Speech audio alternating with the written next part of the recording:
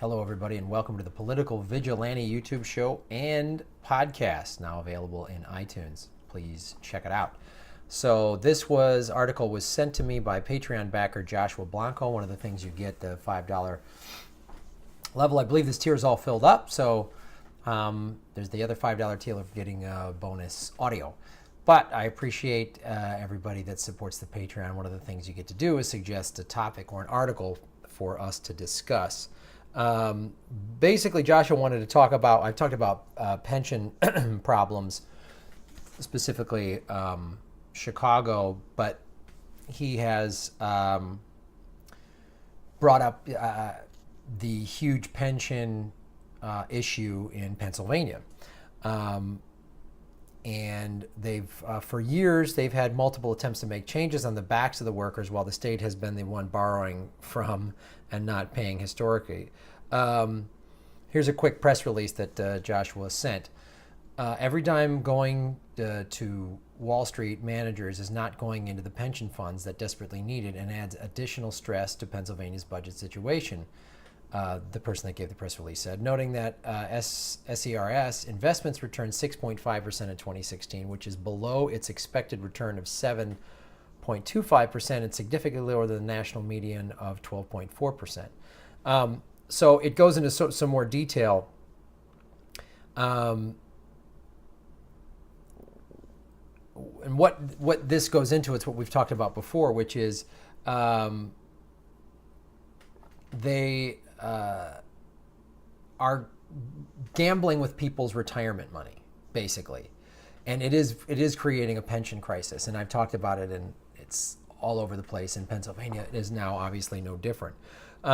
So I want to go into the other article that he submitted from the PA which is Auditor General D. Pasquale urges state employees' retirement system to do more to cut investment fees. So this is from an internal audit within the state of Pennsylvania with regards to the pensions.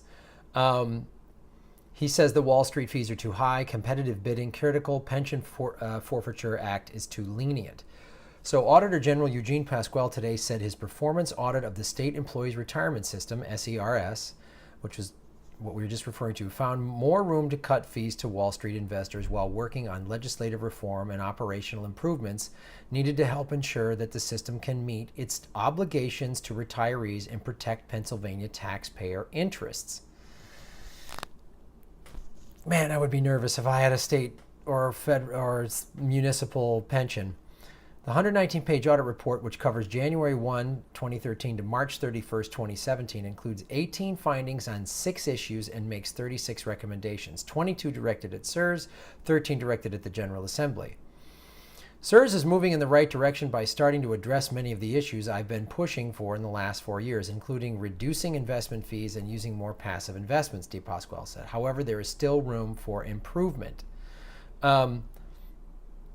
The language of the Public Employee Pension Forfeiture Act is outrageously restrictive and creates loopholes where workers can be convicted of a sex crime and still keep their pensions, he said.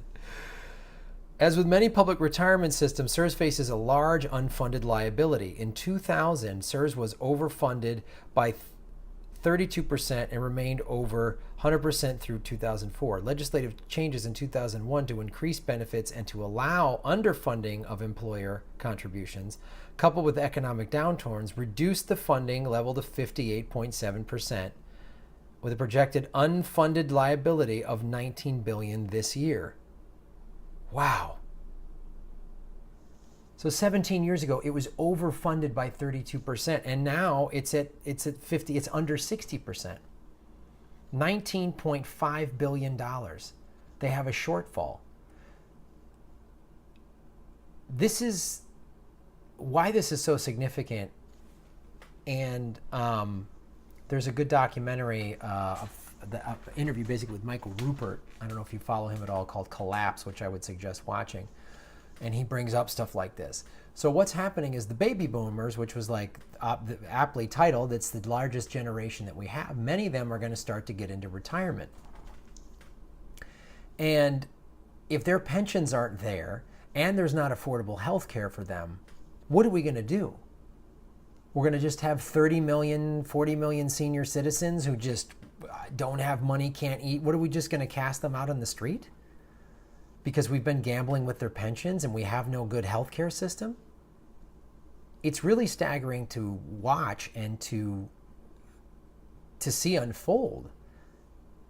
And when you had, a surplus, as it said, as the report, De Pasquale's report said in 2000, and now you're underfunded, that's pretty scary. And so here's some of the ways that they've been doing it. To get into the specifics, CSRS contracts with external investment managers to manage all of its $27.5 billion of investments. In the past 10 years, CSRS reduced investment manager expenses to $345 million in 2007 to $167 million in 2016. Okay. Since October 2016, CSRS moved $3.9 billion of assets into passive investment strategies, which reduced annual external investment management fees by approximately $17 million. As of 2016, as of April 26, 2017, CSRS investments are 54% active and 48% passive. I am pleased that CSRS is working to reduce the fees paid to Wall Street, De Pasquale said. I commend CSRS for achieving considerable cost savings so far. Nonetheless, my audit found that CSRS can still save more by taking every opportunity to negotiate lower fees and by competitively bidding every contract every time. So this is one of the things they talk about, and conservatives love, Republicans love talking about this. Government spending is out of control. Well, this is a way we're just like not paying attention to fees. It's like, I don't know if you've ever had a credit card or whatever, a cell phone, and do you actually look over the bill? I try to do it every month because sometimes there's just some weird service charge. I'm like, what's this $12 for? And then you call them and they, oh, flim flammy McFlim-flam, and then they just pull the fee off, and it's like, all right, so you were just trying to bilk a bunch of people out of $12, and you were hoping, probably 30-40% of the people won't even pay attention, so we'll make the money. But this article, and I'll put it in the link below that Joshua Blanco submitted, it's very thorough if you want to get in depth and more about what specifically is going on in Pennsylvania, but it probably relates to just about every state or every city. And they talk about trying to fix pension forfeiture law and the diversity board composition. So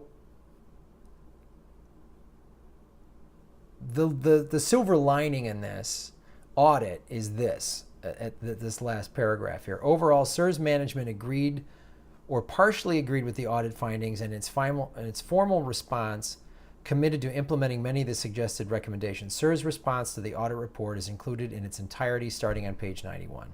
And then you can get the whole report. So are they going to do that? Let's hope. Or are they just doing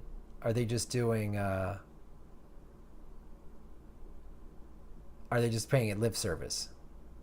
And you see this chart starting in 2001, their actual assets and their actual liabilities, and you just see it switch. The assets were here and the liabilities were here, and over the last 17 years, it's done that. It's pretty amazing. $27.5 billion in total assets invested, 239,000 members, right? So that's a lot of people's lives you're messing with, these giant corporations. Again, pay attention on the local level. Thank you, Patreon supporter Joshua Blanco, for submitting this, because everything, as I say, starts in the local level. So if you're in Pennsylvania and this affects you, pay more attention and start talking to your pension and start talking to the state and your elected officials about what is going on, and make some noise. Because an underfunded pension is a severe problem. And if everyone comes calling in for their money and it's not there, it's not there. Like, what are you going to do? So thanks for sending this in. Thanks for watching the show. And like and subscribe and positive reviews. And, of course, you can go to patreon.com/Graham Elwood to support the show.